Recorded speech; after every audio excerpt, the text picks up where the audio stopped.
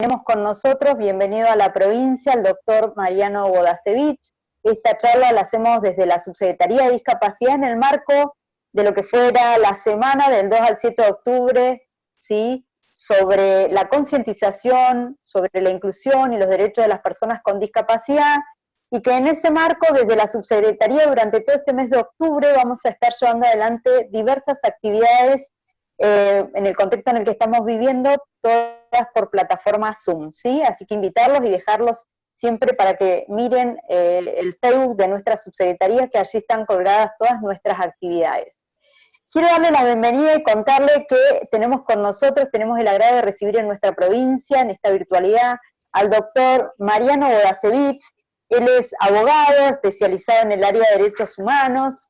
Desde su creación en el 2011 se desempeña como asesor jurídico del Programa Nacional de Asistencia a las Personas con Discapacidad en sus relaciones a la Administración de la Justicia, es dependiente del Ministerio de Justicia de la Nación, el organismo tal vez más conocido es ADAJUS por sus siglas. Previamente fue coordinador de programas de inclusión laboral de FAICA. FAICA es la Federación Argentina de las personas ciegas, ¿sí? Por más de 10 años, consultor del BID en esta materia, habiendo tenido a su cargo la evaluación del programa regional Poeta. En la órbita institucional tiene una dilatada experiencia en el ámbito nacional e internacional. Desde el 2014 ha sido designado como representante de Argentina por la Asociación Civil ante el Comité de Eliminación de todas las formas de discriminación contra las personas con discapacidad, CEDIS de la OEA, ¿sí?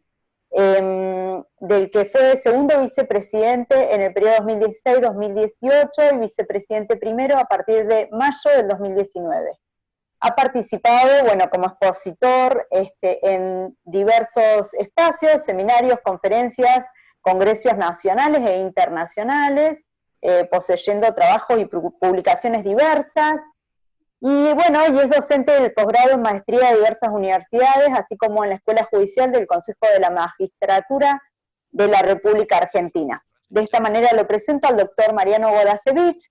Mariano, para que sepas, se encuentran presentes en este momento más de 46 personas de toda la provincia de Neuquén. Para saludarte y presentar, quiero que te den la bienvenida. Tenemos con nosotros al subsecretario de Acceso a la Justicia, también del Ministerio de Ciudadanía, el señor,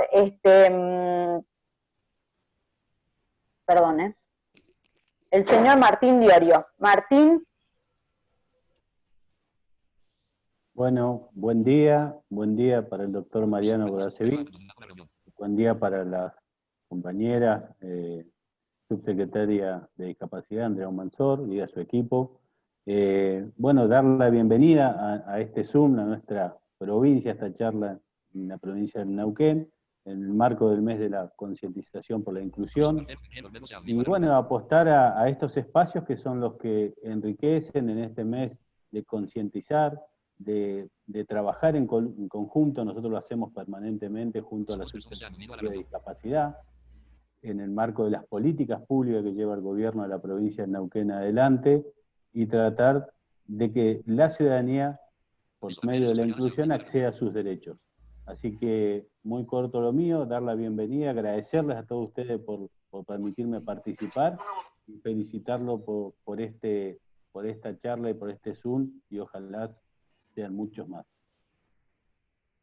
Muchas gracias, Martín. Voy a darle la palabra a nuestra subsecretaria de Discapacidad, Andrea Mansor. Hola, buenas tardes a todos y a todas. Gracias por sumarse a esta jornada virtual que nos permite cuidarnos, pero también atravesar este momento y por supuesto, continuar conectados. Mariano, darte las gracias por tu solidaridad, por estar acá presente. Te damos la bienvenida, como bien lo dijo el subsecretario Martín Diorio, a la provincia, a nuestro Ministerio de Ciudadanía. Nosotros como equipo de la Subsecretaría de Discapacidad ha sido muy importante poder contar con tu trayectoria, poder conocerla mucho más, poder que puedas compartirnos tus experiencias y saberes, así que la verdad que muy, muy agradecida y es gratamente poder escucharte.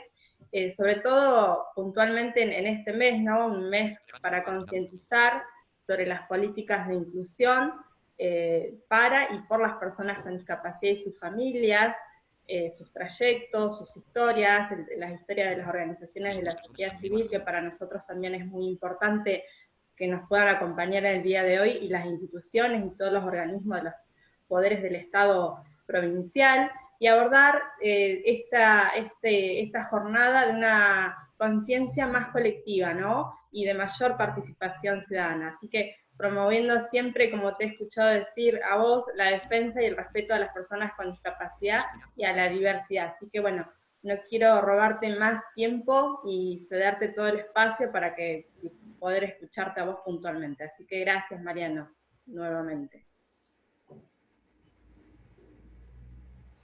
Bueno, Mariano, bienvenido, todo tuyo. Quiero decirles a los y las participantes que una vez que Mariano termine su disertación, vamos a abrir un espacio de debate, me van a ir pidiendo la palabra por chat, ¿sí? Y yo los voy habilitando a poder hacerle las consultas y demás que quisieran. Bueno, Mariano, bienvenido. Gracias. Gracias, señor subsecretario de Acceso a la Justicia y señora subsecretaria de Discapacidad, ambos del Ministerio de Ciudadanía, de la provincia del Neuquén.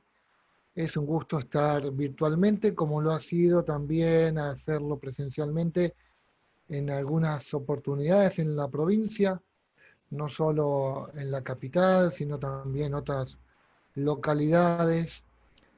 Como mi experiencia es extensa en términos de haber empezado a trabajar respecto a las personas con discapacidad, en una actividad que no conté, que no contó Cecilia, creo que te llamabas, Silvia o Cecilia, que tiene que ver con... Silvia Mariano. Silvia, pero porque no lo agregamos en la reseña, porque ya como es prehistórico.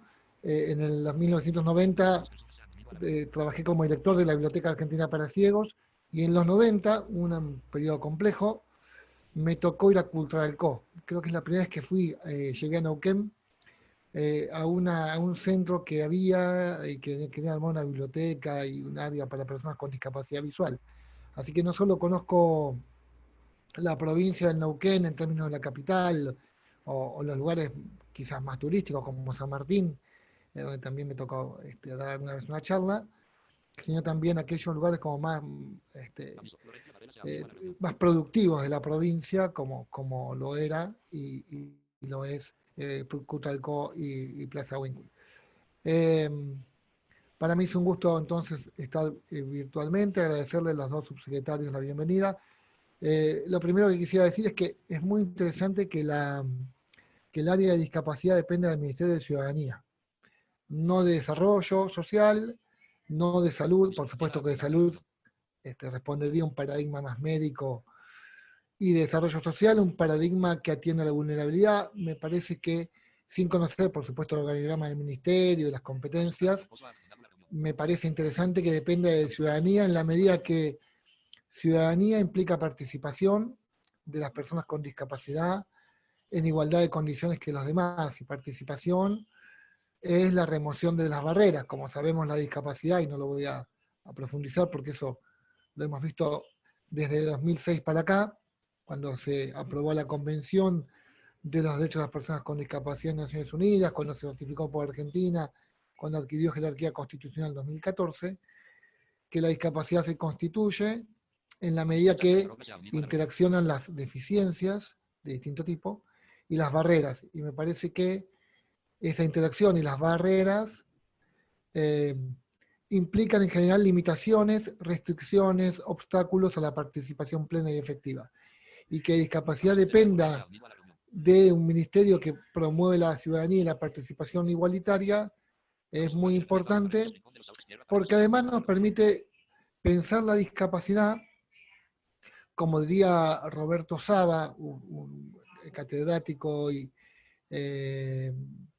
profesor universitario, que además fuimos compañeros de la facultad casualmente con él hace muchos años. En la medida que pensemos la igualdad como la remoción de las barreras de la exclusión y la opresión, entonces vamos a estar más cerca de la posibilidad de la participación plena. Porque si consideramos la igualdad, primero como se consideraba antes, como una igualdad más formal, más vinculada con aspectos de no diferenciar entre los iguales. Eso permitió, por ejemplo, la famosa doctrina en los Estados Unidos de iguales pero separados. Es decir, permitía, como vimos en muchas películas, entre ellas, a mí la que siempre me impresionó es la de las ingenieras de la NASA, que tenían una cafetera para negros más pequeña, las 3 ingenieras de la NASA mujeres, además negras, que ingresaban en los 60, permitía esas cosas, o el baño para negros, o sea, iguales pero separados. Una segunda oleada en términos de igualdad generó aquello de las categorías sospechosas. Podemos distinguir en la medida que no lo hagamos en relación a una categoría sospechosa, es decir, una discriminación que no tenga algún grado de sustento. Entonces no podíamos discriminar por edad, no podíamos discriminar por género, por supuesto, o antes habríamos dicho por sexo, o decimos por género para incluir a la diversidad sexual. No podíamos discriminar por condición política, religiosa, lo que fuere, pero a lo mejor si no entrábamos en la categoría sospechosa y la discriminación, digamos, de algún modo estaba fundada, uno podría tener categorías desiguales. Esto, por ejemplo, hubo 2 fallos de la Corte muy interesantes, vinculados con la Corte de Argentina, vinculado con extranjeros, el famoso fallo Repeto, en los 80 el famoso caso de Arenson, que es muy interesante porque fue el 84, y si bien no aplica discapacidad, porque es cierto que, bueno, no refiere a eso, era una chica de baja talla que quería ingresar al profesorado Joaquín B. González y medía 1,48 m. Y para el Joaquín B. González había que tener 1,50 m. Entonces, el Ministerio de Educación dijo que no porque no respondía al modelo docente. El modelo docente se ve que era importante la altura. Y la Corte, y en particular un fallo, un voto específico de Petracchi, un ex juez de la Corte desde aquel tiempo hasta que falleció no hace muchos años, uno de los mejores jueces de la Corte que hemos tenido, dijo que la discriminación del Ministerio de Educación hubiera impedido que, por ejemplo, Joaquín B. González, cuyo nombre lleva el instituto, cursara, porque Joaquín B. González medía menos de 1,50 m. Pero bueno, estas cosas se hubieran permitido en un tiempo, ¿verdad? Y fueron cambiando. Y en términos de igualdad, el concepto más novedoso que tenemos en estos términos es el de igualdad inclusiva, que ustedes lo van a encontrar en la observación número 6 del Comité de los Derechos de las Personas con Discapacidad, que refiere a un concepto de igualdad distributivo, un concepto de igualdad que atienda a la diferencia, que permita y por supuesto justifique la necesidad de, por un lado, la accesibilidad como un derecho, digamos, que hoy sabemos que es un derecho que la Convención agregó, ¿sí? Ustedes tienen una dirección de accesibilidad. Bueno, la accesibilidad para muchos de nosotros es un derecho que la Convención trajo, la Convención de Derechos de las Personas con Discapacidad. Ese derecho no existía antes. El más cercano era el derecho al acceso, que tenía que ver con, no sé, poder entrar a un bar y que no me discriminaran por rubio o por moreno o porque tengo o no zapatillas. O ese tipo de cuestiones, digamos, ¿no? Que lo tenemos desde 1965 en la convención vinculada con discriminación racial. uno de los primeros tratados de derechos humanos, después de la Declaración Universal de Derechos Humanos. Pero la accesibilidad como derecho es más que eso, porque refiere no solo a la accesibilidad física, como ustedes bien saben, sino a otras formas de accesibilidad, como la accesibilidad comunicacional, la accesibilidad digital, la accesibilidad, bueno, la digital hoy central, ¿verdad? La pandemia, si algo nos ha mostrado, es los desafíos de los estados, y lo digo en estos términos por mis funciones en el Comité de la Organización de Estados Americanos sobre Discapacidad, el desafío que los estados han tenido para promover la accesibilidad o para remover las barreras por la falta de ella, vinculada con el ejercicio de cuántos de nuestros derechos.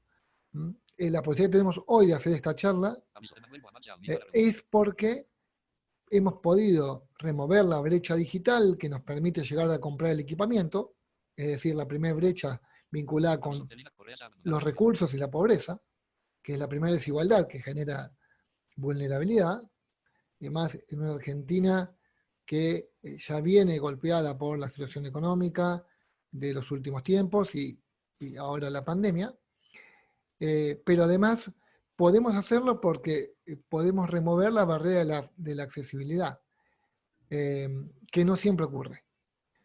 Y esto también pasa, por supuesto, en la accesibilidad a la educación, la necesidad que los niños y niñas y adolescentes con discapacidades puedan acceder a los materiales educativos en distintos formatos. Aquí recuerdo una comunicación de la Federación Nacional de Ciegos que integro, referida a la importancia de que las horas de televisión, por ejemplo,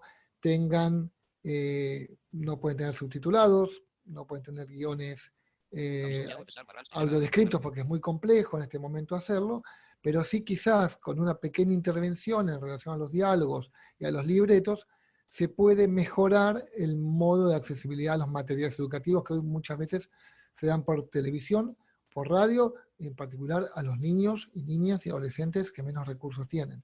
Por supuesto, los cuadernillos en formatos accesibles, con adaptaciones, con lenguaje sencillo para niños, niñas y adolescentes con discapacidades de carácter intelectual y cognitivo, ni qué decir respecto a la educación de población con discapacidad auditiva. Aquí tenemos intérpretes y también un mediador sordo. Yo les cuento que el viernes pasado, no hace mucho, hubo una sesión, la 177 sesión de la Comisión Interamericana de Derechos Humanos, muy conocida. Esa sesión que trataba la temática de discapacidad y la institucionalización no contó con intérpretes. Digo, entonces, para valorar lo que hacemos también. Nos falta, pero también, en este caso, por ejemplo, el hecho que ustedes cuenten con intérpretes es un derecho que tienen las personas sordas de ejercer ese derecho a la accesibilidad. Yo suelo usar una frase que no es muy simpática, pero alguna vez lo escuché bien, y es los ejercen, porque los derechos se reconocen. Por supuesto, uno tiene que valorar el hecho de que existan políticas inclusivas, pero no agradecerlas, porque en todo caso esa es parte de la función del Estado, el Estado nacional, los estados provinciales y las jurisdicciones municipales. En términos de esta accesibilidad, entonces, pensarla como un derecho ex ante, un derecho que permite constituir derechos. Y en esa misma línea, para no perderme el concepto, también lo quiero contar, otro derecho que la Convención tiene en términos de personas con discapacidad, que tampoco estaba en ninguna convención previa, es novedosa en términos de construcción de derechos humanos y estándares, es el derecho a la vida independiente. Ese derecho y la desinstitucionalización. Esos derechos no estaban en ningún otro instrumento obligatorio de derechos humanos. Sí, uno puede encontrar resabios de ellos desde 1991, en algún punto, en los principios para la salud mental. Pero incluso estos principios permitían algún grado de institucionalización, como pasa siempre. Los estándares en discapacidad fueron cambiando. Si yo les digo que la primera declaración de personas con discapacidad se llamaba Declaración Internacional de los Derechos del Retrasado Mental, ustedes me van a decir, no les veo las caras, pero más de uno habrá dicho, qué horror, cómo le van a poner así. Pero para 1971, hablar de retrasados mentales, por primera vez, es decir, de discapacidad, no diga que era un progreso, pero era un modo de visibilizar. Y en la Semana de la Concientización es importante cambiar el concepto, hacer visible la discapacidad.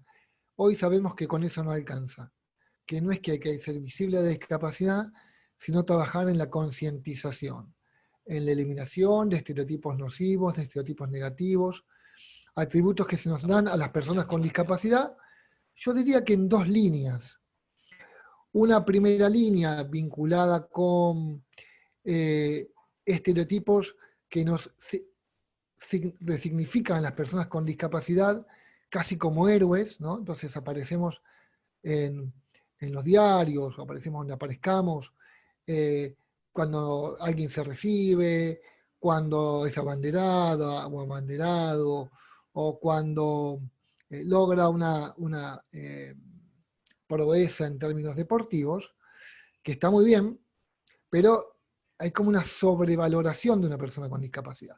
Y acá me toca recordar un fallo, que siempre lo cito, de una jueza cordobesa, en la Cámara cordobesa, que un muchacho estaba pidiendo una silla de ruedas específica para hacer deportes adaptados, era una persona cuadripléjica, y la jueza, entre los fundamentos del fallo, dice que hay que darle esa silla de ruedas, y lo tiene que hacer la cobertura de la obra social, una prepaga en este caso, porque la persona, entre otras cosas, era el único deporte que podía hacer por las dificultades de movilidad que tenía, pero además porque estaba en la selección nacional de ese deporte, porque era un estudiante de ingeniería con más de 8 de promedio y que no había reprobado ningún final.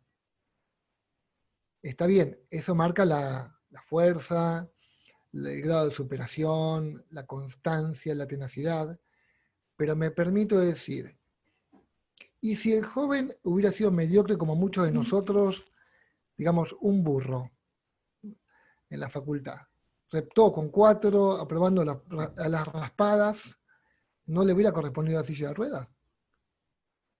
¿Qué agrega de valoración? Entiendo, porque también es el reconocer las mayores barreras que tiene. Pero hay que tener cierto cuidado con eso. Y en otro sentido, también pasa al revés, que son las más de las veces, que nos encontramos con personas con discapacidad, que cuando vamos por la calle, cuando nos encontramos en cualquier lugar, nos dicen, bueno, oh, qué maravilloso, o lo que fuere. De hecho, por ejemplo, en la película Yo también, que es una película que, digamos, personifica la situación de un joven con síndrome de Down, que es el primer universitario con síndrome de Down que se recibe de psicopedagogo en España. Cuando lo contratan dicen, vos sos un fenómeno por esta cuestión que ha logrado. Pero insisto, también ocurre esta otra opción de, bueno, pobrecito, que no puedes, que no estás en condiciones, que hay que más bien trabajar en una política asistencial. Y esto se vincula con una de las cuestiones que me plantearon que hablara en esta charla, digamos, que espero que no sea tan desordenada como parece, vinculada con el empleo.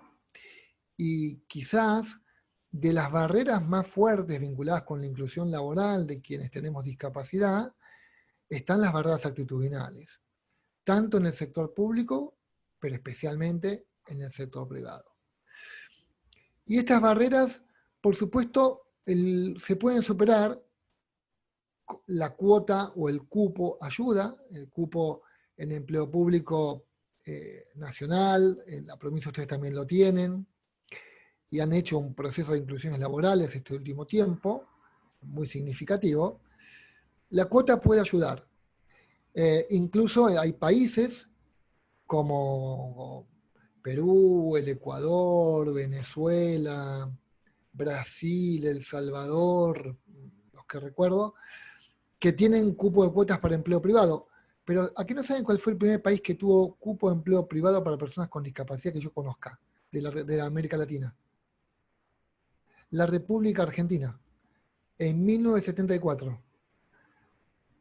La ley 20.900, bueno, sí creo que es 20.923, establecía un cupo, un 4% para empleo público y para empleo privado.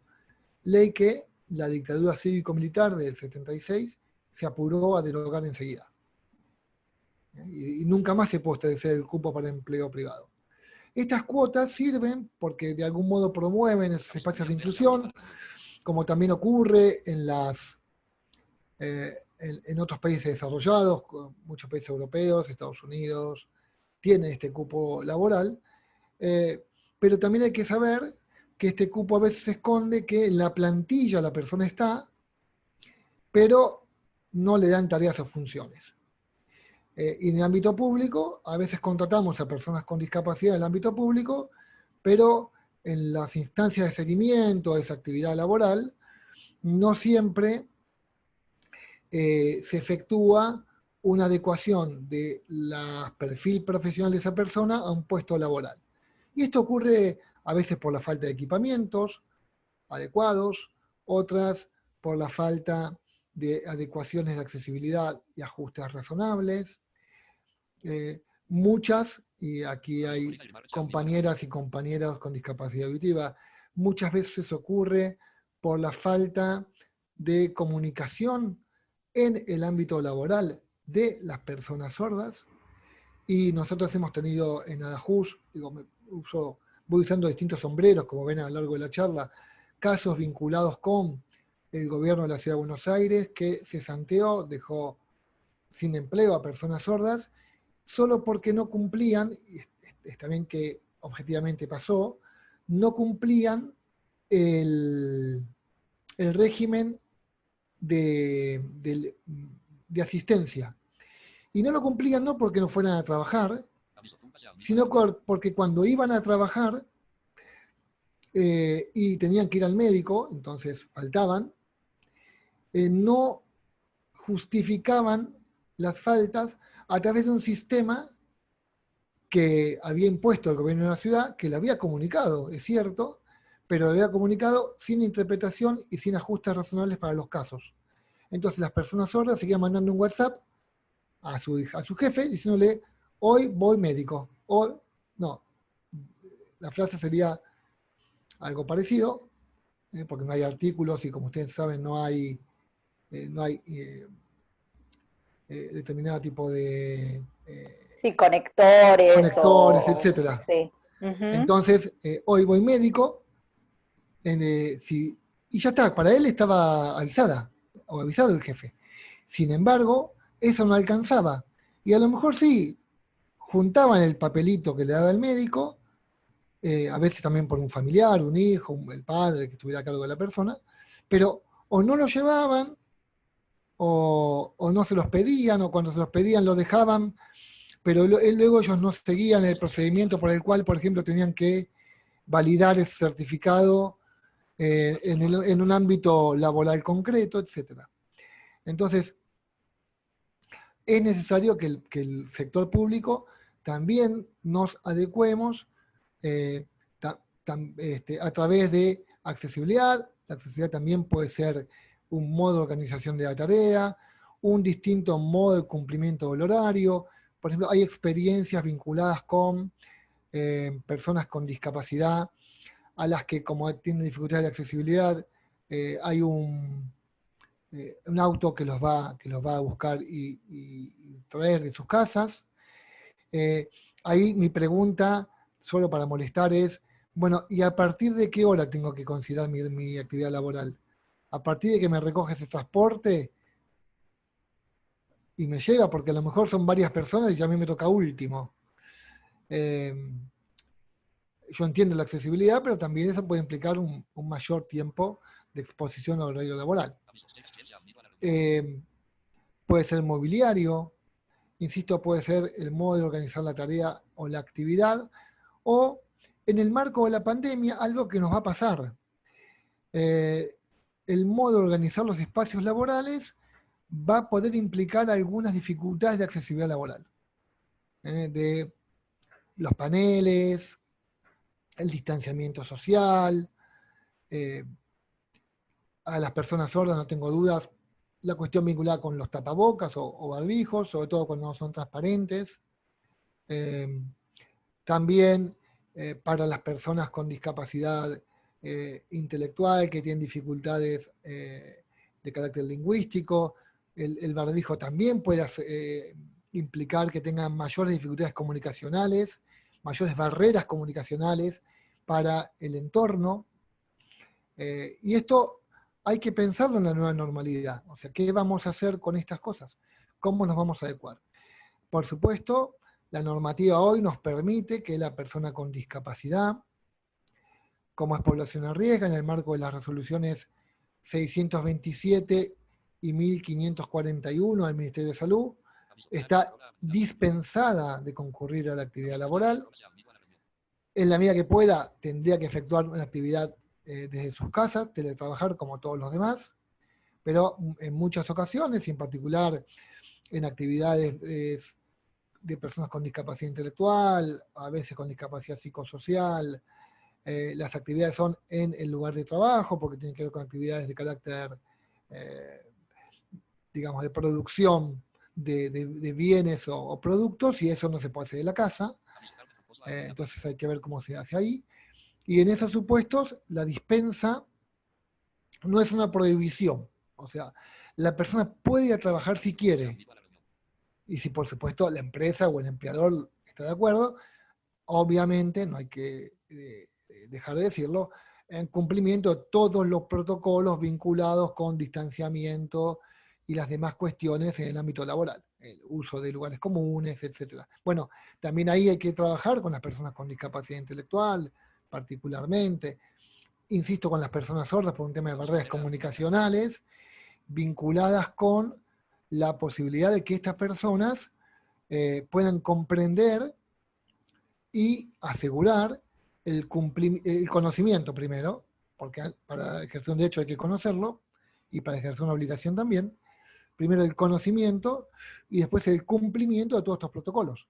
Y quizás ahí hace falta, otra vez, un Estado presente que acompañe a esa persona con discapacidad en esta etapa de nueva normalidad.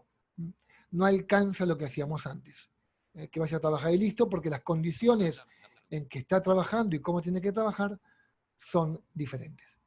Y la igualdad, como decía antes, consiste en poder trabajar sobre las diferencias, proveyendo accesibilidad y ajustes razonables.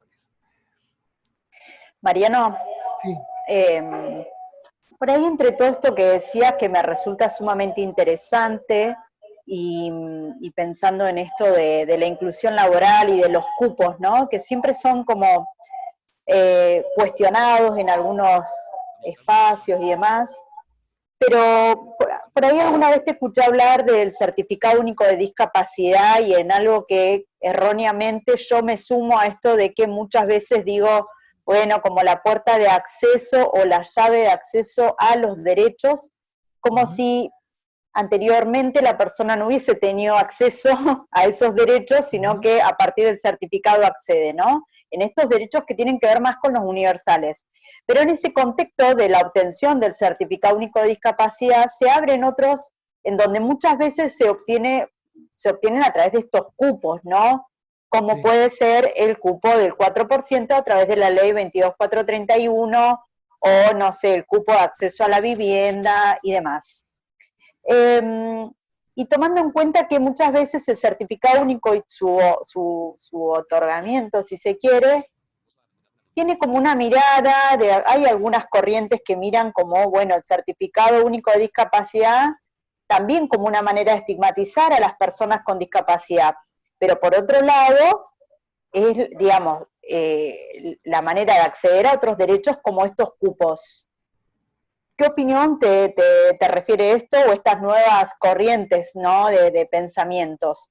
Y tantas otras cuestiones o términos que están en cuestión, como el hecho de la inclusión. La inclusión, tomando en cuenta que estamos reconociendo que hay que incluir a alguien, ¿en dónde? ¿En qué? La persona está ahí, vive con nosotros, convive en un país y es sujeto de derechos, ¿no?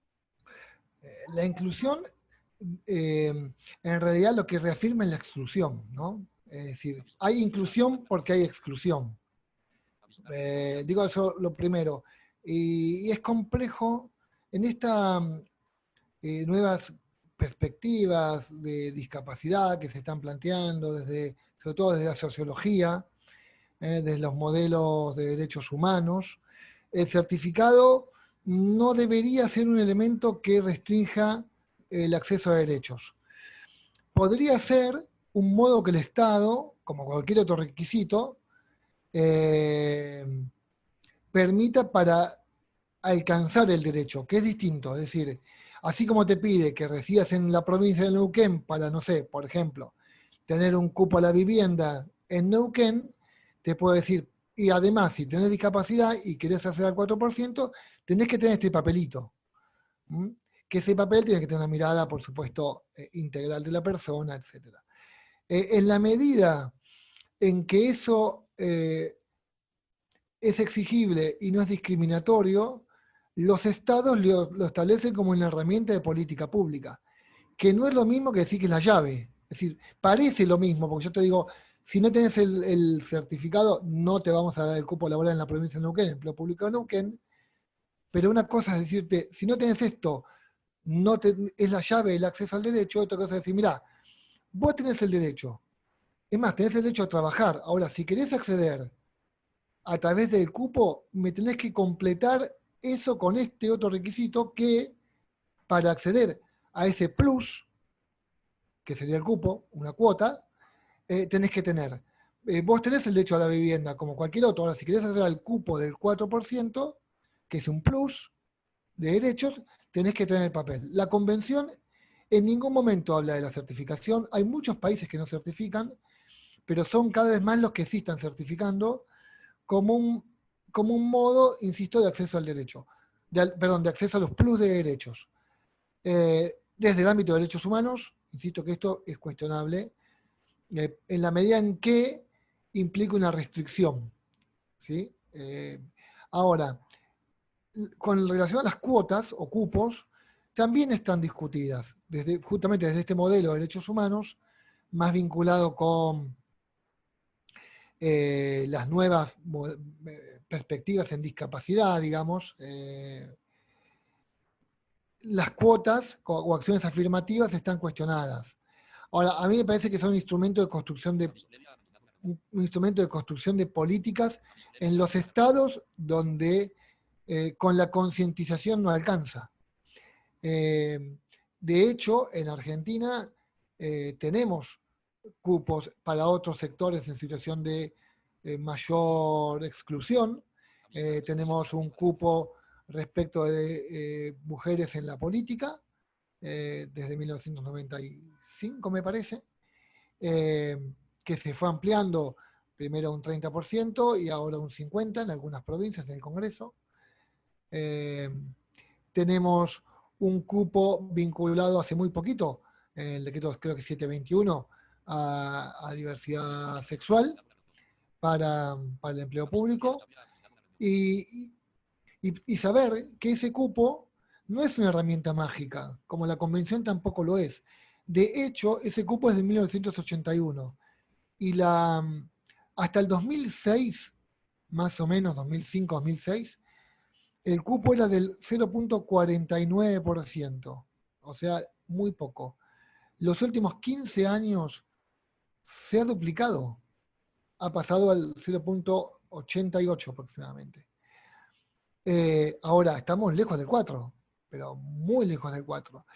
Y también hay que saber que hay actividades, lo discutíamos el otro día en algún grupo de compañeras y compañeras de las instituciones de personas con discapacidad.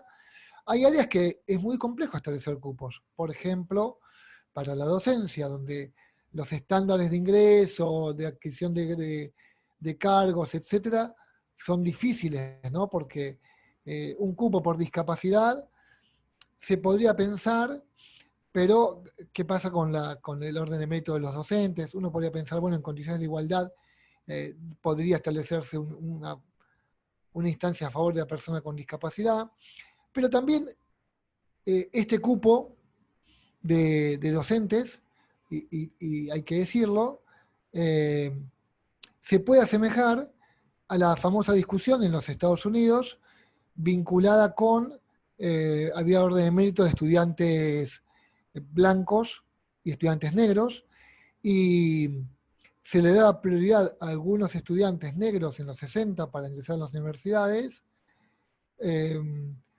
y si uno lo tomaba en términos objetivos, las calificaciones de esa población negra para acceder al cupo, a la cuota de ingreso a la universidad, las calificaciones eran menores que muchos blancos que entonces quedaban afuera. Ahora, ¿qué decían los jueces de la Corte de Estados Unidos? Decían, lo que pasa es que yo tengo que atender a que esas personas de raza negra, y no de color, porque se acuerdan que Galeano nos dice que todos tenemos color, de raza negra, tuvieron más procesos de exclusión, y para llegar a donde están, su punto de partida era más atrás. Y como era más atrás, no puedo equiparar un estudiante blanco o un estudiante negro en sus calificaciones para ver quién entra, porque tengo que trabajar sobre el proceso de exclusión previa. Y lo mismo puede ocurrir en relación a personas con discapacidad. Por eso se puede justificar el cupo y por eso se puede justificar, por supuesto, la reserva. Por favor, silencien sus micrófonos, ¿sí? Porque se escucha mucho ruido. A ver, Nico, por ahí sí podés silenciar a todos. Sí, hay un niño por ahí. Andan niños jugando. Sí, bueno.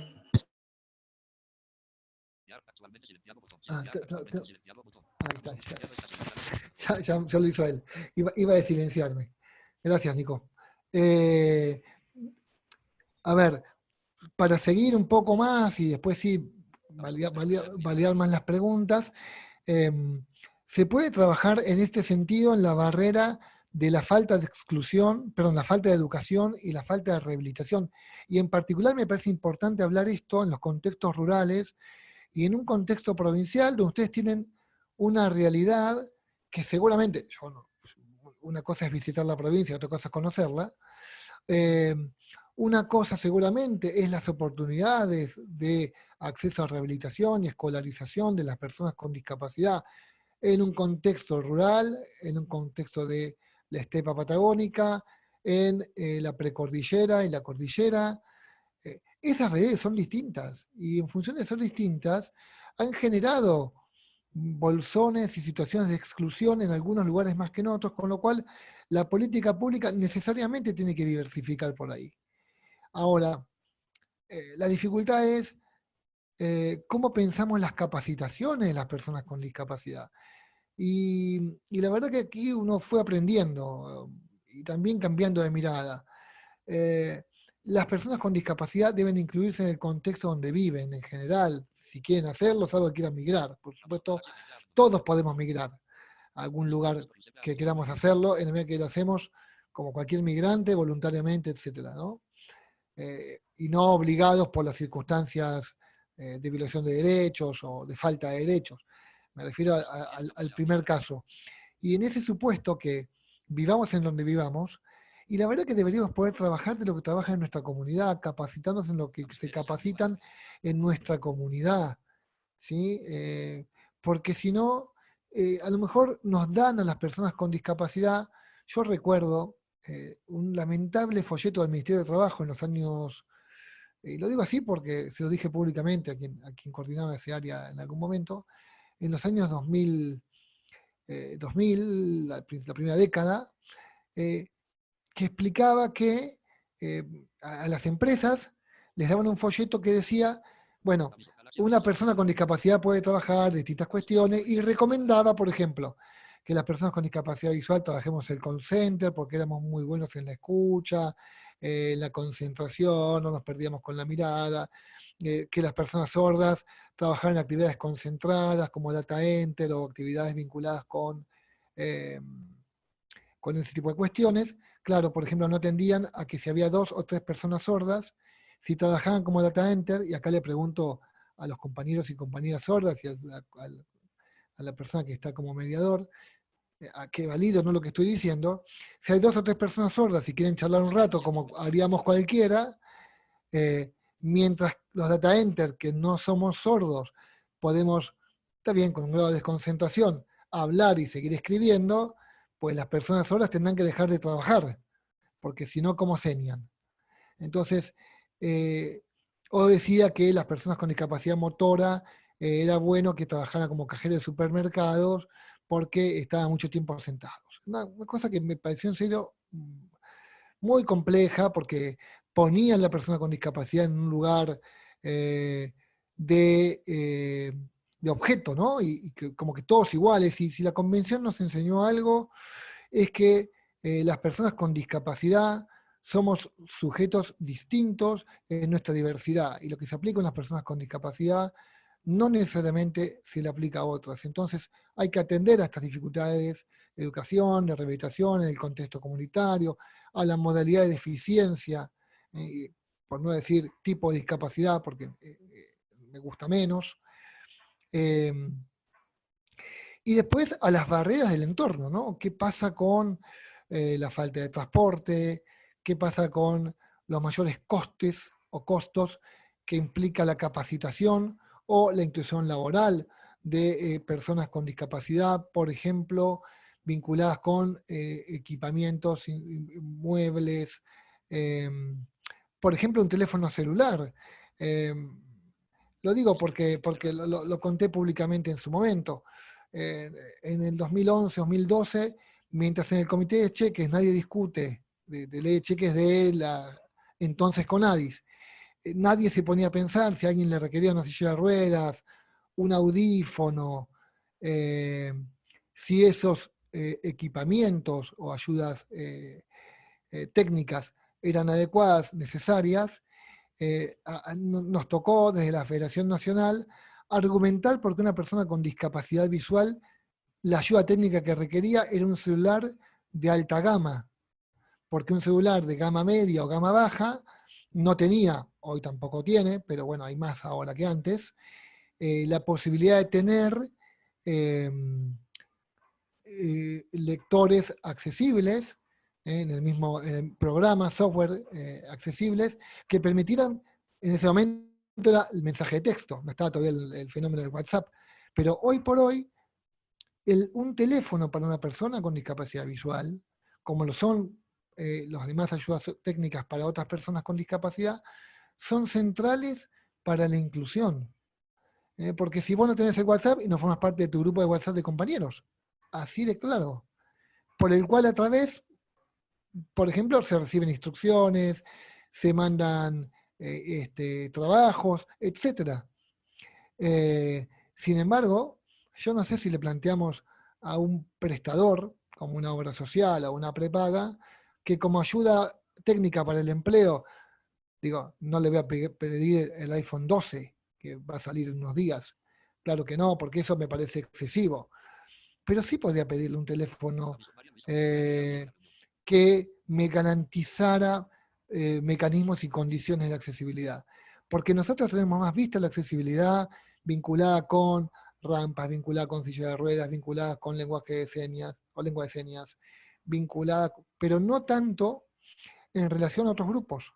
Y los fallos vinculados con accesibilidad que hay en la Argentina están más vinculados con discapacidad motora, los 2 o 3 que hay, donde se condena, por ejemplo, un comercio porque no tenía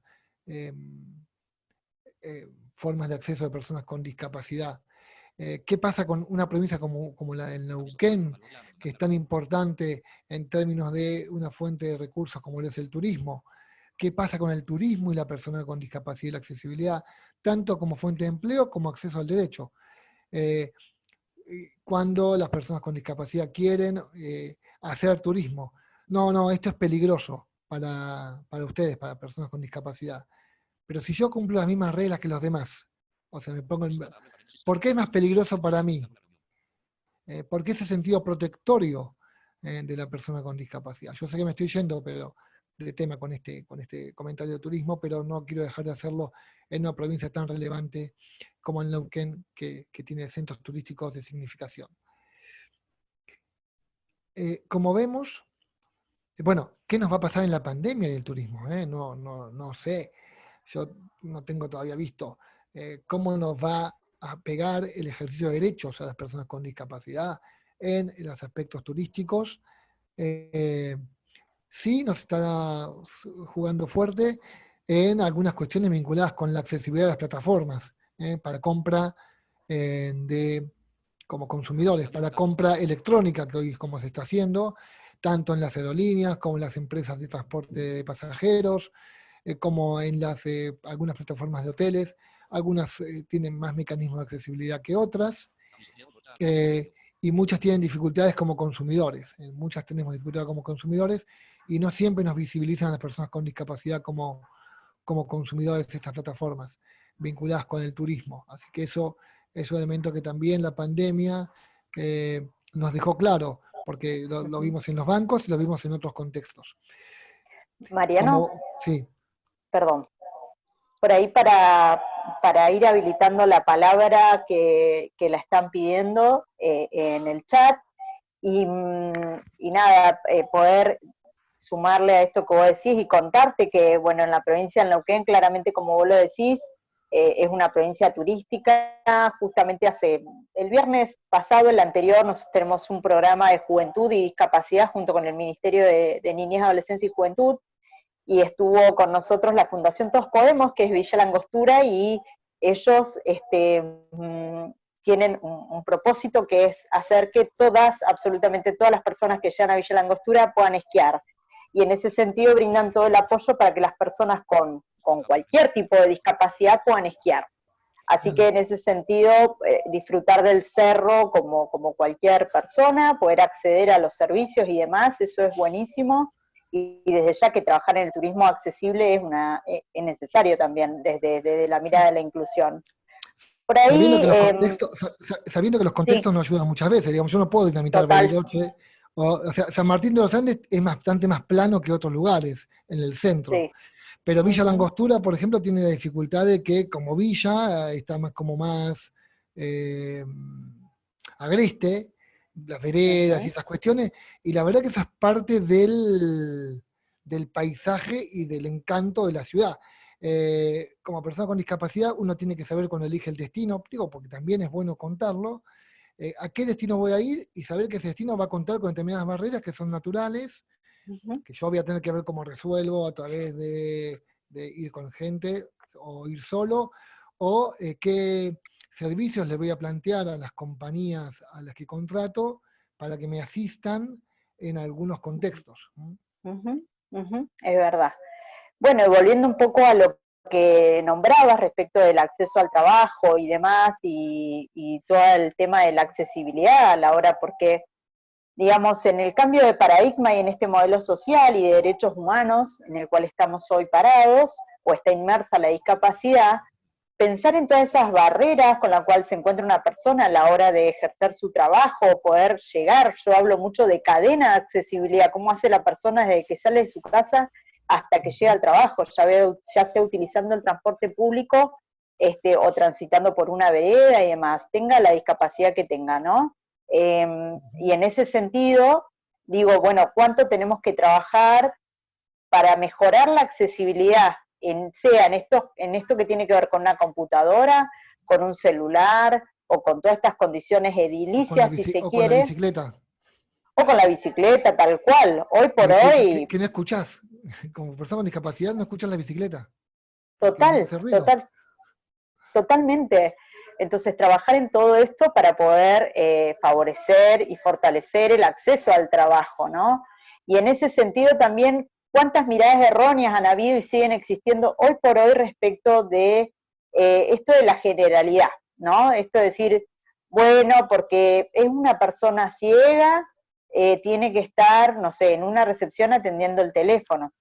Y contarte que nosotros, desde la Subsecretaría de Discapacidad, alrededor del 37% de la planta funcional de la Subsecretaría está compuesta por personas con discapacidad, y nuestro cadete, que reparte las notas en toda la localidad de Neuquén, y las aledañas también, es una persona ciega, no está atendiendo el teléfono, y la verdad que de los 2 años que lleva trabajando, solamente se equivocó en un domicilio y fue un error en realidad no del domicilio, sino entregar la copia, el original, y traer, o dejar la copia y traer el original.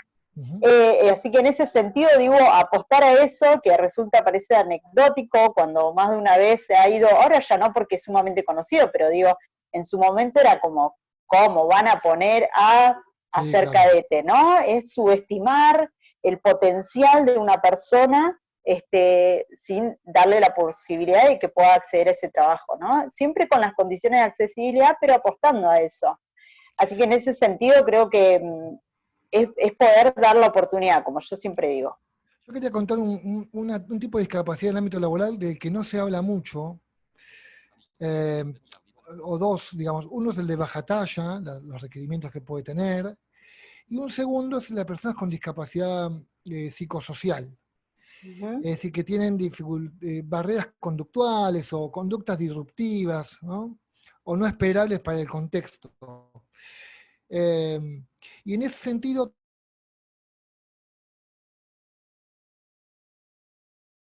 y no citar ningún ejemplo de ámbitos laborales que nos involucra a nosotros, a ustedes, sino una película. El que veo la película El Código Enigma, me parece que habla de Alan Turing, que es el que descodificó los códigos de Alemania nazi vinculados con la Segunda Guerra Mundial. Uno en la película casi que ve, pareciera que tuviera Asperger. El Asperger, como ustedes saben, es una cuestión vinculada con justamente estas disrupciones conductuales. Y hay dos o tres escenas donde uno podría decir, claro, es eso, porque en una, él prueba códigos, prueba máquinas y no logra descifrarle el código, y el jefe le dice algo así como, bueno, esto se terminó, este proyecto no va más, porque estoy perdiendo mucho tiempo poniendo a mi gente y voy a seguir decodificando a mano, y no con las máquinas. Entonces, él le dice, ¿dónde puedo apelar esta decisión? Se llama Winston Churchill. Y él escribe a Winston Churchill y le cuenta. Y lo más gracioso es que, por supuesto, Winston Churchill le dice, no, hagamos esto. O sea, él lo tomó literal. Al igual que como otra conducta, cuando le dicen algo así como, vamos por sándwiches. Entonces él dice, bueno, y se van a por sándwiches los compañeros y vienen con un montón de sándwiches y él agarra uno grande. Y le dice, hey, ese es mío. Bueno, pero yo tengo hambre. Pero te dijimos, no, ustedes me dijeron, vamos por sándwiches. No me dijeron, ¿quieres que compre un sándwich para ti? Y esto que parece gracioso y que, es una película, yo les cuento que nos pasa. A quienes tenemos, o quienes conocemos casos de personas con Asperger, yo recuerdo un compañero alguna vez con el que compartíamos un almuerzo, él me había invitado y yo le dije, bueno, la próxima te invito yo, y cuando le invité me dijo, no, hoy no, porque hoy tengo poco hambre porque desayuné tarde. Me conviene un día que desayune más temprano para que tenga más hambre. Claro. Cosa que a lo mejor muchos diríamos, pero nos contenemos. Y entonces dice, qué mal, no puede decir esto. Pero también pasa en el ámbito laboral, donde uno le da instrucción y la persona a lo mejor esa instrucción no la comprende y se irrita. Entonces, Lo que hay que entender, Mariano, parece que hay un micrófono abierto. A ver, Nico. Hay un micrófono abierto y...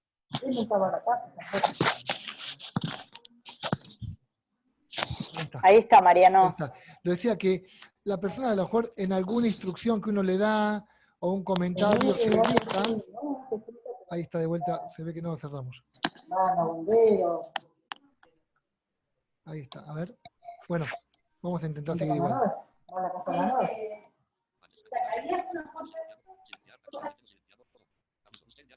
Ok. Y así, entonces la persona se puede irritar o no puede comprender la instrucción que le estamos dando. Y uno tiene que poder tener la empatía con ese otro o esa otra, compañero o compañera, y en función de eso, considerar las barreras que esa persona tiene en la comunicación y en la interacción cotidiana, y entender que a lo mejor se irritó no de mala onda, sino porque no fuimos capaces de comunicar adecuadamente. Quería tomar ese tipo de casos que no son habituales en este tipo de charlas y esas cuestiones. Te dejo de vuelta, perdón, hablo mucho. Bueno, no, por favor. Podríamos estar todo el día, Mariano, igual que hablando. Sí, sí. Nos encontramos dos que hablamos mucho.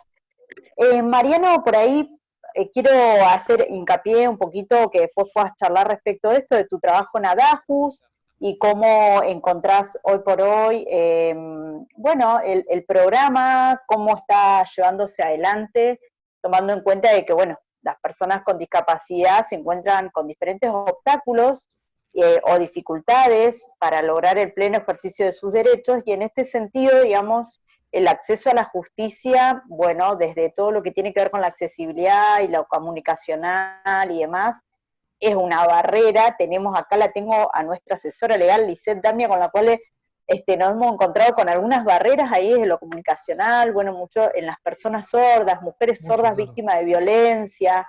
Esto también quiero contarte la doctora Daniela Carrera, que ahora le voy a dar la palabra, porque pidió la palabra.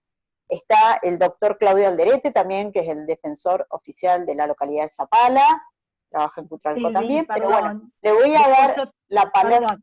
Después yo también... Pídala en el chat, doctora, usted. Pídala en el chat como lo dije al principio, no cumple la regla. Después yo, perdón, no cumple la regla, pero después yo también quiero hacerle una pregunta. Bueno, le voy a dar la palabra a la doctora Daniela Carrera. Dani, bienvenida. Habilitate el micrófono y todo tuyo. Hola, buenas tardes, Mariano. Hola, una alegría Daniela, volver a escucharte. ¿Cómo estás? Muy bien. Te cambio de tema totalmente, pero me interesa que por ahí puedas contarnos respecto a la participación de las personas con discapacidad, trayendo a la observación del comité de asociaciones las personas con discapacidad a través de asociaciones de y para personas con discapacidad, y qué políticas públicas se pueden instalar respecto a contribuir a esa participación, porque todavía seguimos hablando en nombre de las personas con discapacidad, y me parece que va a ser muy importante que se puedan empoderar y estar en los lugares de decisión las propias personas. Bien. Gracias. Gracias, Daniela. Lo primero que tenemos que hacer es decir que las organizaciones de personas con discapacidad o de sus familias están reconocidas en la observación general número 7 del Comité de Derechos de las Personas con Discapacidad. El comité, para los que no tengan esa información, es el órgano, digamos, que da seguimiento del cumplimiento de la convención, un órgano muy activo, que ha sacado ya 7 observaciones generales vinculadas con las temáticas más importantes. La 7 es la última que yo recuerdo. Estaba la 8, pero todavía no salió, creo, todavía no salió, porque este año no hubo sesión. Ahora, las organizaciones para personas con discapacidad, digamos, un prestador de servicios, no es considerado por la observación número 7 organización de personas con discapacidad, o sea, representante de la voz y los derechos de las personas con discapacidad. Muy simple, porque la convención tiene como lema nada para nosotros sin nosotros, o sin nosotros y nosotras, si se quiere, y un centro que atiende a personas con discapacidad, por más importante y relevante que sea su actividad y su misión, y aunque esté dirigido por una persona con discapacidad, o tenga en su plantilla profesionales con discapacidad, no es considerado por la observación 7 como una organización de personas con discapacidad. La observación refiere que son las organizaciones conducidas, lideradas por personas con discapacidad, con procedimientos democráticos, de elección y participación. Distingue entre estas y las organizaciones para personas con discapacidad, y entre estas, o sea, la de discapacidad, y otras de la sociedad civil, y de manera interseccional refiere a la importancia de que existan perspectivas de creación de estas organizaciones para mujeres, para la escucha de la voz de los niños, las niñas y los adolescentes. Ustedes saben que a partir de los 13 años en la Argentina los niños adquieren capacidad jurídica. Entonces la pregunta es cuánto se trabaja en las escuelas para que esos niños constituyan, no digo organizaciones, por supuesto no, porque no tienen la posibilidad hasta los 18, pero sí, bueno, algún mecanismo de participación, ¿verdad? En lo que se hace en la escuela, o en lo que se hace en su barrio, o en lo que se hace en la asociación donde puedan participar otras personas con discapacidad. No tenemos una cultura de escucha de los niños y las niñas, por supuesto también habla de jóvenes, y distingue también entre organizaciones de personas con discapacidad en función de que abarquen, digamos, temas vinculados con derechos humanos, temas vinculados con algún tipo de discapacidad, como podría ser FAICA, por ejemplo, la Federación Nacional de Ciegos, o varios tipos de discapacidades. Y el desafío que la observación nos trae no solo es un Estado más presente que financie las políticas en discapacidad y la participación de las organizaciones de personas con discapacidad. Hay muchos ejemplos interesantes. Por ejemplo, Ecuador tiene un mecanismo de financiamiento de las federaciones nacionales. Nicaragua tiene un mecanismo por el cual las organizaciones asisten a formatos de acceso a recursos.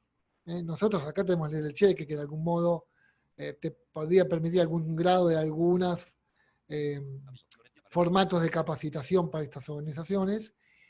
También nos pone como elemento, y sobre todo en línea con el artículo 33 de la Convención de Monitoreo del Ejercicio de los Derechos, y con el 3.4 vinculado con consultas estrechas, en que las organizaciones de discapacidad hagamos una alianza estratégica con otras organizaciones de derechos humanos. La experiencia, los antecedentes de cómo interponer acciones, y acá se vincula con acceso a justicia, mejores y más pleno ejercicio de derechos. Porque muchas veces ocurre que nosotros vemos restricciones de derechos de personas con discapacidad, pero no sabemos cómo articularlas. Ahí tenemos que lograr una alianza con los que más saben eso, que son las organizaciones de derechos humanos. Gracias, Daniela. Espero haber respondido de algún grado a la pregunta. Gracias, Mariano. Bueno, gracias, Mariano. No, estoy acá, pero se me desconectó la compu. Estoy del celu y la compu, porque del celu sí, escucho claro. Mejor, y en la compu los veo a todos. Como chica se desconectó, dije... No, estoy acá. Bueno, ahí lo tenía Gustavo Marco, él es de la localidad de Chosmalal. Por ahí, Gustavo, ¿querés hablar? Porque vi que habías puesto un chat largo, un mensajito. Habilitate el micrófono y dale nomás, ¿eh?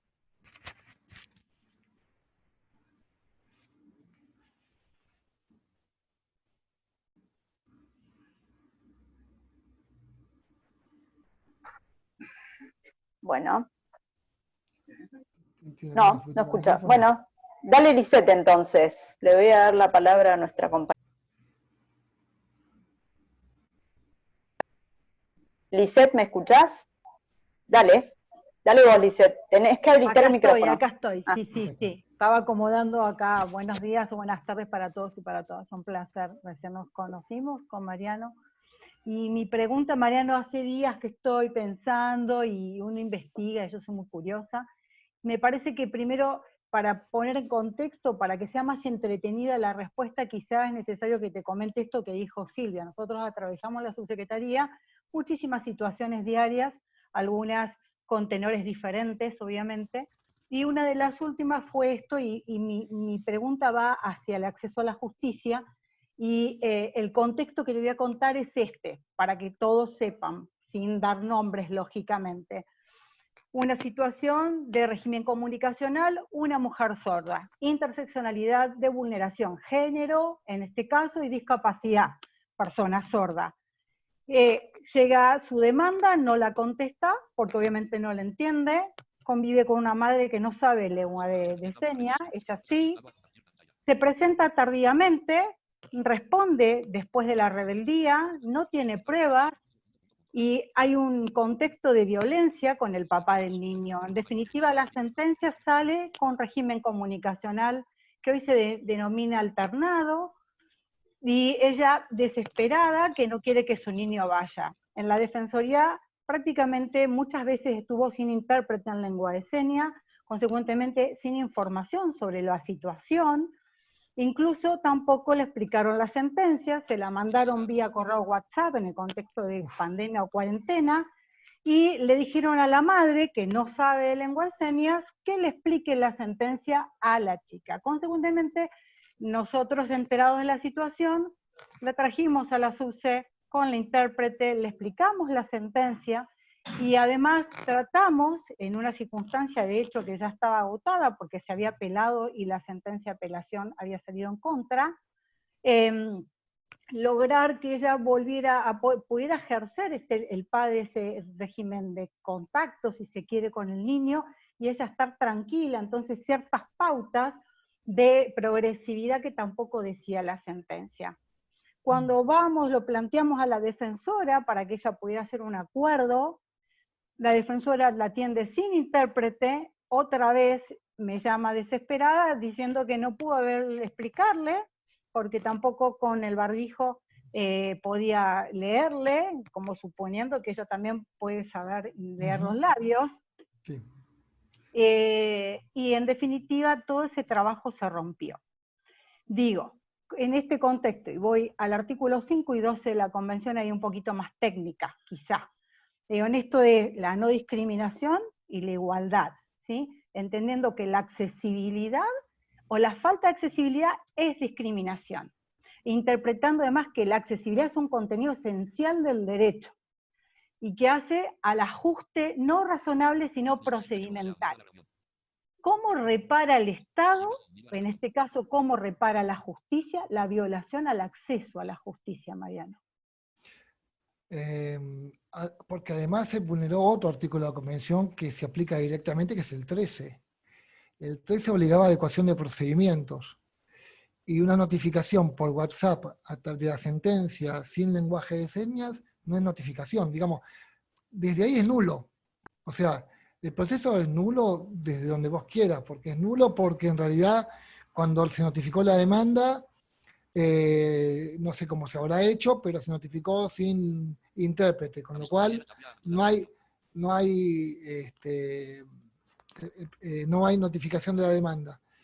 Pero bueno, es un problema eso porque como después la persona se presentó en el juicio, de algún modo convalidó esa situación, quiero decir. A veces pasa que es difícil porque como la persona después convalidó presentando en el juicio, pruebas, etcétera, etcétera, la notificación como tal no surtió efecto en ese momento, pero nos ha pasado ya en un par de casos que nos dicen, bueno, pero como después se presentó a juicio, de algún modo mostró que, si bien no comprendió en ese momento la notificación, después pudo ejercer derechos.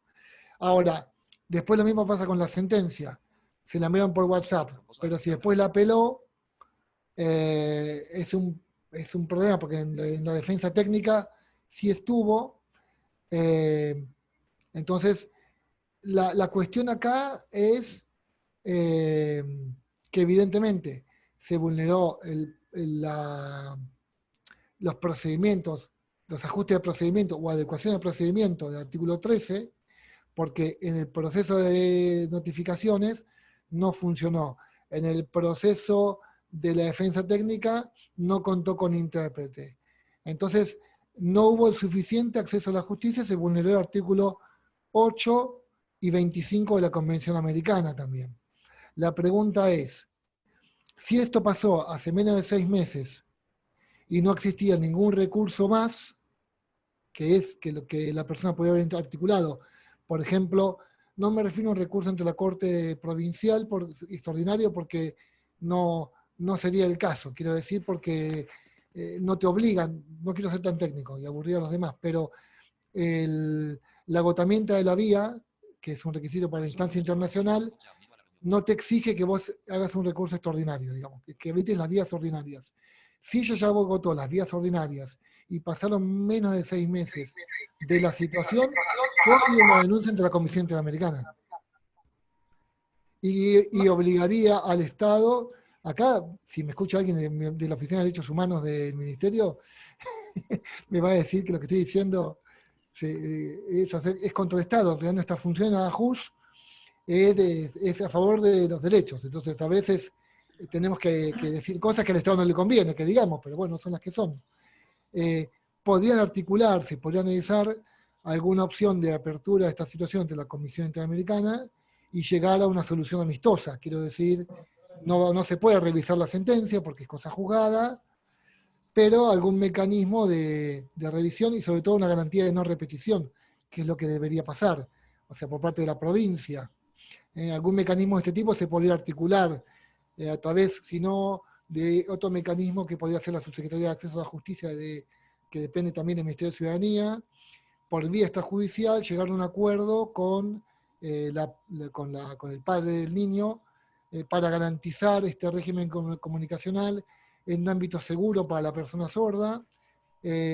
Nosotros lo hemos tenido en algún caso donde el ámbito para que la persona esté tranquila es un ámbito público, por ejemplo, una oficina, un ámbito municipal o, digamos, con horarios determinados y un cierto control, digamos, ¿no? Pero bueno, también depende del modo en que la situación de violencia haya tramitado en la instancia civil o de familia. No sé si responde eso, disculpen todos los demás. Perfecto, Mariano. Lo más gravoso es que quien subsanó los vicios de la rebeldía sin prueba y después de la apelación es la propia Defensoría de Pública. Es decir, eso es lo más gravoso, sí, pero más allá de eso, que se supone que deben garantizar los derechos, ¿no? Pero bueno, más allá de eso, nosotros sí logramos esta progresividad porque la sentencia era, ya te digo, era de viernes a lunes, hace un año que no ve al niño, el padre, con un antecedente de violencia que está todavía discutiéndose, que todavía no está aprobado. Claro, ese es el punto, que el antecedente no está aprobado, entonces no se puede restringir el derecho porque no está aprobado. Totalmente. De todos modos, yo tendría que decirte que esto es en términos generales, porque me guío por lo que vos me contás, quizás viendo la sentencia, conociendo un poco más profundamente, si querés en algún momento lo hacemos, desde el Ministerio nos comunicamos, y articulamos una acción de capacitación con la Secretaría de Acceso a Justicia. Me permito, digamos, comprometer a mis compañeras de capacitación y a mi coordinadora, la licenciada Mabel Remón, a quien todos ustedes conocen porque estuvo por Neuquén varias veces, a que podamos trabajar este caso u otros vinculados con garantizar el acceso a la justicia y algún mecanismo que, si bien no implica revisión de la sentencia, sí puede implicar una revisión de las circunstancias que implicaron la sentencia. No. Buenísimo, Mariano, me encanta la idea, yo quiero participar, obviamente, si es que llegamos a algo de eso. Te agradezco por tu contestación muy clara. Gracias. Bueno, Mariano, se nos está acabando el tiempo por ahí para cerrar esto que yo te había consultado a mitad de la charla, que tenía que ver con justamente un poco esto que decía Lisette también, el tema de cómo se está llevando adelante el proceso del acceso a la justicia para las personas con discapacidad. ¿Cómo ves vos el programa y cómo ves esta implementación en las provincias, digo, ¿no? Sí. Bueno, a ver, esta pregunta es compleja porque me ponen un rol que no tengo en el programa. Digamos, yo soy uno de los trabajadores, uno más del equipo que conduce Mabel. Si bien desde el principio estoy en el equipo, a mí me parece que el programa es una política pública muy fuerte, que tiende a garantizar derechos en concreto y en el campo, digamos, no en términos teóricos, ¿sí? Como vimos recién, la idea es cómo articular para que la persona tenga el ejercicio de derechos, y si no se puede volver atrás en algunas instancias porque ya terminaron, ver cómo se pueden subsanar las barreras y remover las barreras que generaron la violación de derechos, tanto en causas judiciales como en causas administrativas. El equipo es un equipo interdisciplinario, con lo cual tenemos la perspectiva de abogados, psicólogos, trabajadores sociales, gente que trabaja más en la temática de ciencia política y sociología, y eso genera mucho enriquecimiento porque nosotros como abogados aprendemos de los psicólogos, y supongo que los psicólogos, algo de lo que nosotros planteamos en términos de convención y eso también lo internalizan. Y el acceso a la justicia, hay que decirlo, es, como dirían,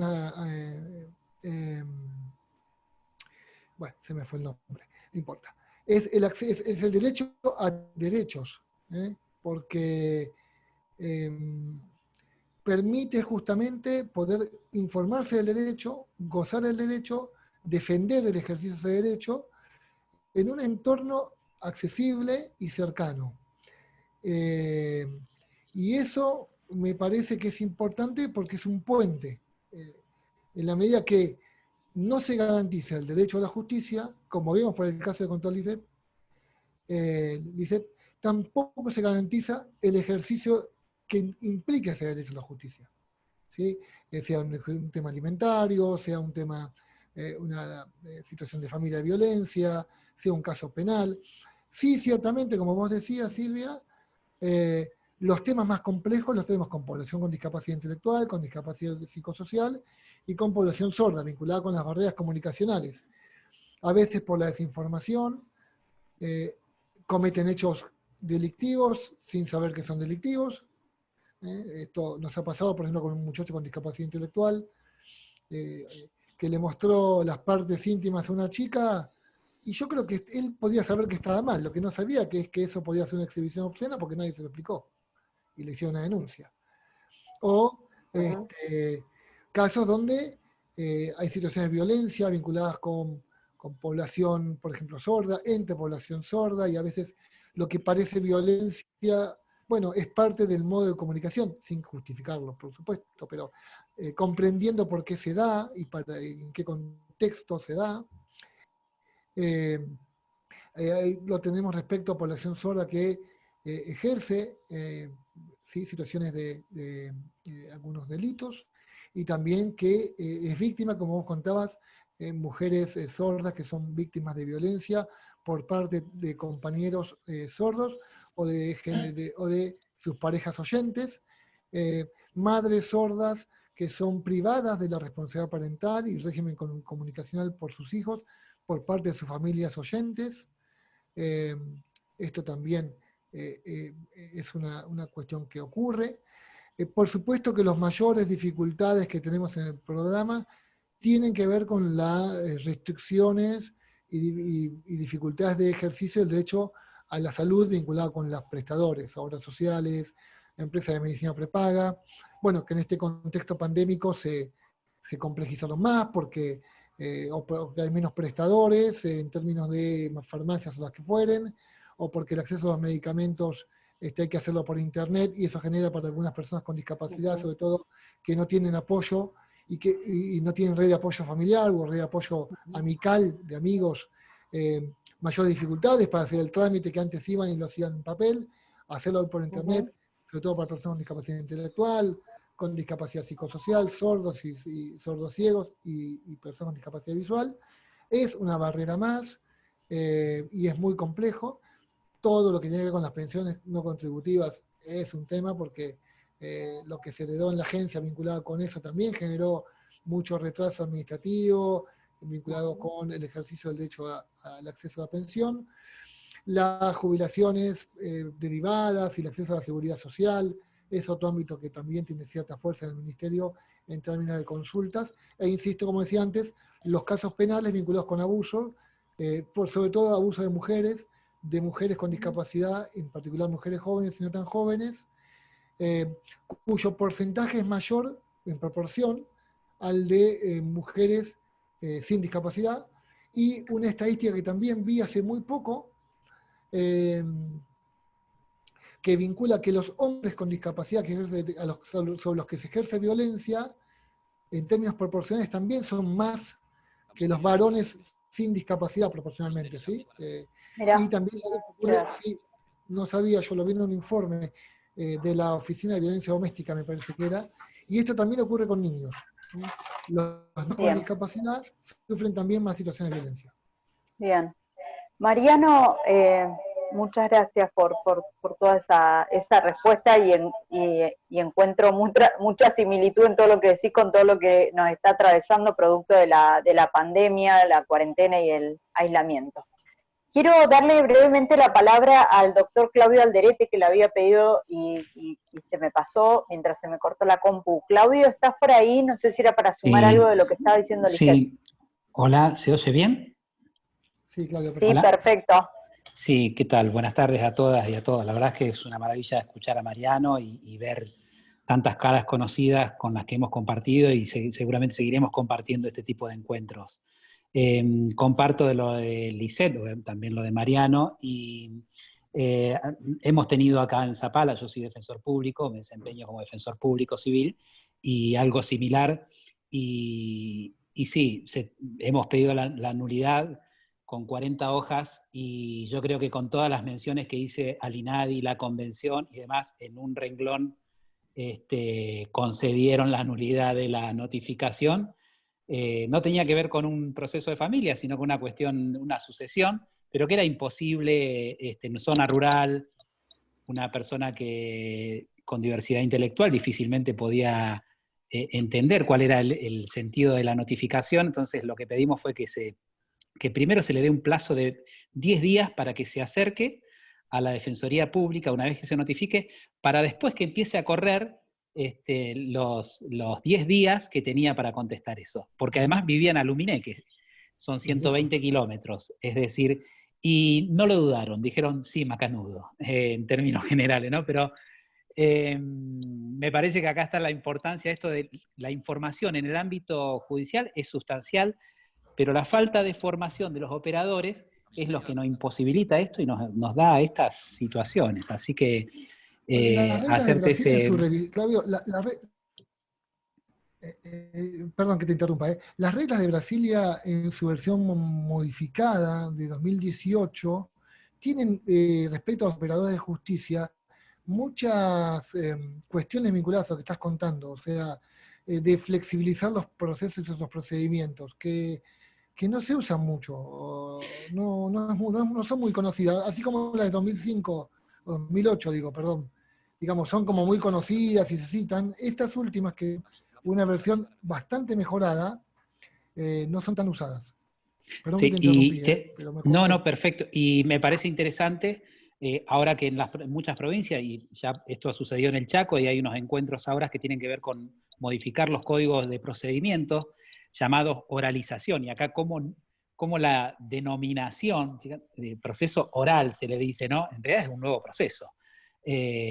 Pero el otro día a alguien que está en esa temática le señalaba la necesidad de considerar los ajustes de procedimientos, que obviamente muchos no tienen la menor idea, muchos abogados, ni lo que es la accesibilidad, ajuste razonable y ajuste de procedimiento. Así que sería interesantísimo que desde el lugar donde están comiencen esto a cada vez que las provincias quieran reformar sus códigos procesales, tener en cuenta eso para que después no se encuentren con situaciones de sorpresa, sino que sepan que la diversidad no solamente es informar acerca de la Convención de Belén do Pará o la Convención de los Derechos de las Personas con Discapacidad. La diversidad me parece que es mucho más, es la humanidad completa, pero hoy es muy común todos los proyectos en función de la perspectiva de género. Y la ausencia en perspectiva de discapacidad nos genera todo este tipo de inconvenientes que bueno, después uno tiene que ir trabajando en cada singularidad. Muchísimas gracias por el espacio y por el espacio también que me permitís, Silvia. Muchísimas gracias.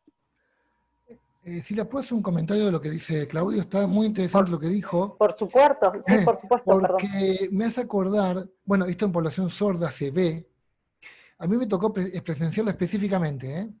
Era un juicio abreviado.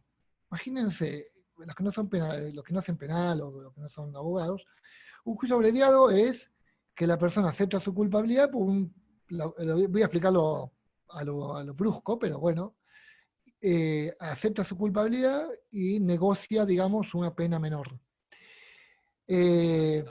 Bueno, juicios abreviados para personas sordas hemos visto un montón y siempre nos preguntamos cómo le explicaron.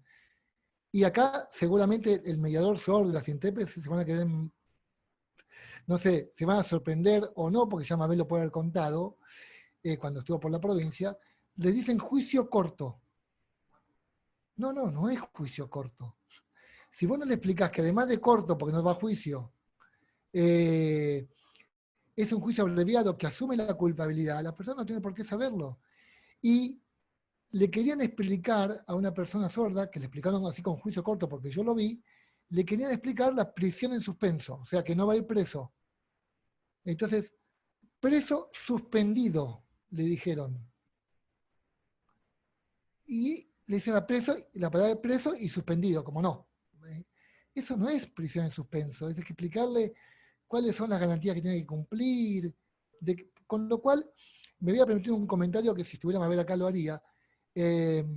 Los intérpretes, y no dudo de la capacidad técnica de los intérpretes de la subsecretaría y de todas las que hay en la provincia, porque además hemos hecho capacitaciones allí, tienen que conocer un poco de derecho, porque se interpretan juicio corto o prisión suspendida, y la verdad que no garantizan derechos. Y la oralidad va a estar llena de estos casos en materia penal. Y en materia civil, esta cosa de hacer los juicios más cortos también puede generar estos errores de procedimiento que impliquen indefensión de derechos. Comparto con el doctor Alderete la necesidad de que del ámbito nacional podemos dar soporte a los procesos donde se discutan los códigos de procedimiento.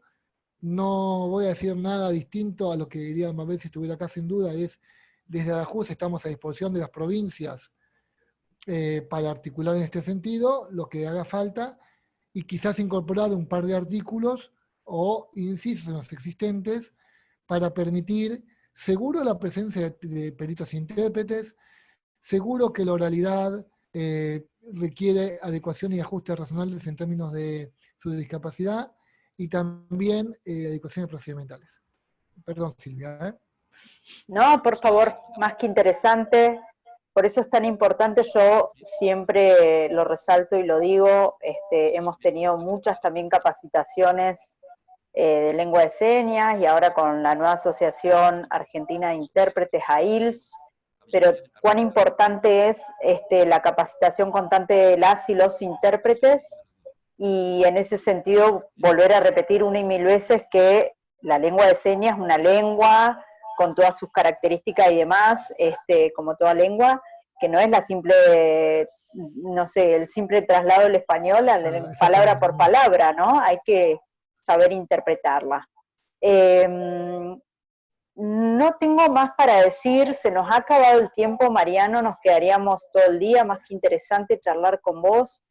De mi parte, agradecerte, el equipo de Lorena Albornoz, obviamente, que es del área de inclusión laboral.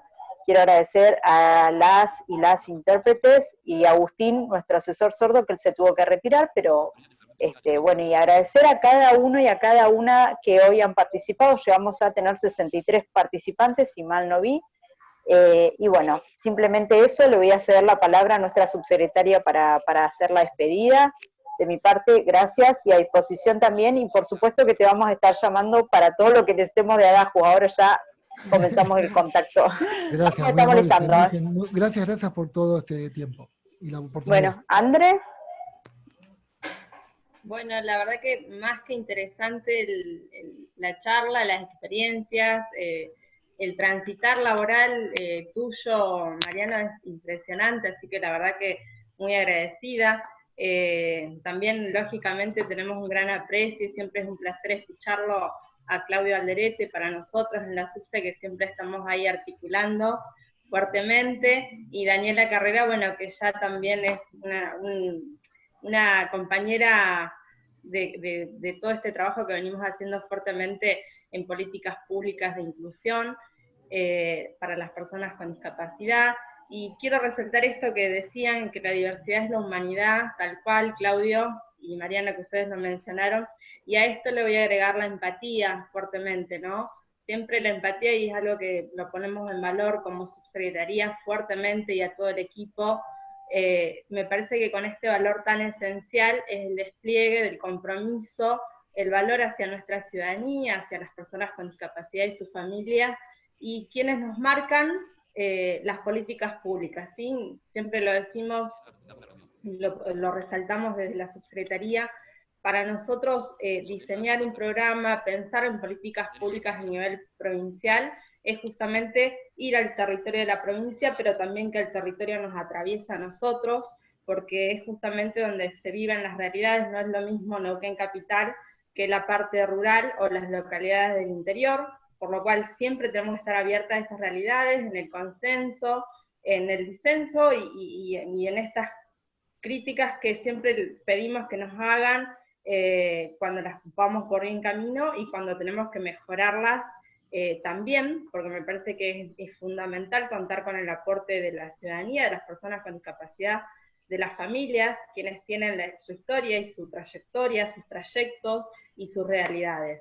Así que bueno, desde ya, Javier, ha sido un enorme placer, vamos a seguir en contacto, me parece que tenés mucho para aportarnos todavía, y tu saber y tu experiencia nos va a dar una gran proyección también desde el equipo de la SUBSE, así que estaremos volviendo a conectarte para que puedas acompañarnos en una próxima actividad. Al equipo de inclusión laboral, gracias Lore por organizar todo esto, y también, ya que estamos, lo voy a comprometer al doctor Claudio Alderete para que podamos hacer una jornada, que también su trabajo es muy, muy importante para nosotros como provincia. Así que bueno, les mando un abrazo, cuídense mucho y nos estaremos viendo muy, muy pronto.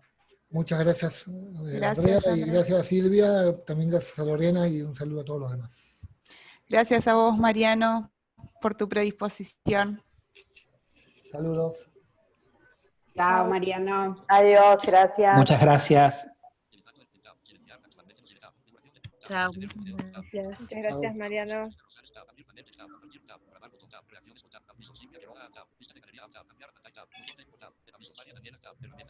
Chao, Mariano.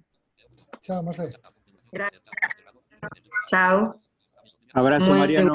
Julián. Chao, chao. Chao. Juli, ¿cómo andás? Gracias. Un abrazo.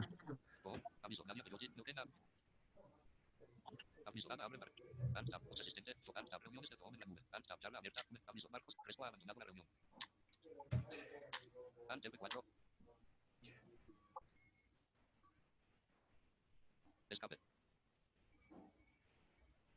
Reunión. Solicite permiso a la amistad. Solicite permiso a OK botón. Tab. Solicite permiso al hospedador de la reunión para grabar. Aviso. Tab. OK botón. Tab. Solicite tab. OK botón. Enter. Grabar. Escape. Tab. Reacciones. Aviso. Tab. Tab. Lista de tab. Cambiar. Tab. Botón de tab. Estado y lista. Tab. Silenciar. Tab. Configuración de tab. Detener video botón. Tab. Configuración del tab. Cerrado. Abrir panel. Tab. Abrir panel de chat. Tab. Compartir tab. Grabar botón. Tab. Reacciones. Tab. Salir botón. Enter.